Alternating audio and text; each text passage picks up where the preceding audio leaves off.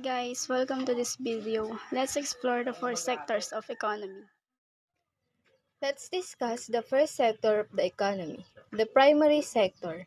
This is where it all begins. The primary sector is the bedrock of the economy, involving the extraction and harvesting of natural resources, from the fertile fields where crops wave in the wind to the deep mines that yield minerals. This sector is nature's bounty at humanity's service, pictures the earth as a generous garden where the primary sector is the gardener.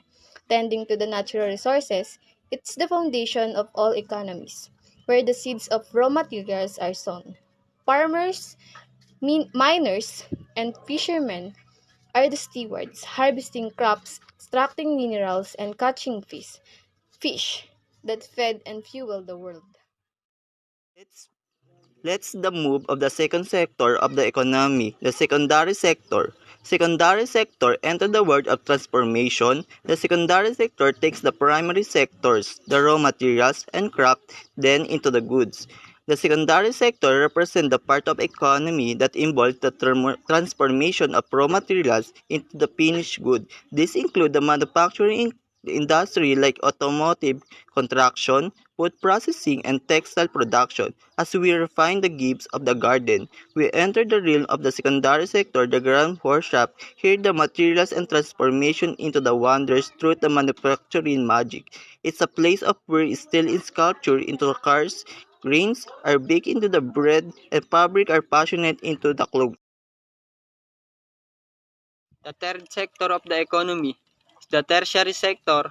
The tertiary sector is the economy's calculatory system, pumping the lifeblood of services across the body of society.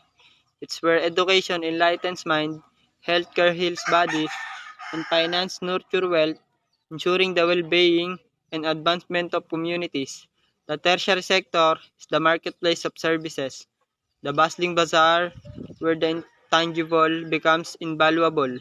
Its vibrant tapestry woven with threads of healthcare, education, retail, and finance.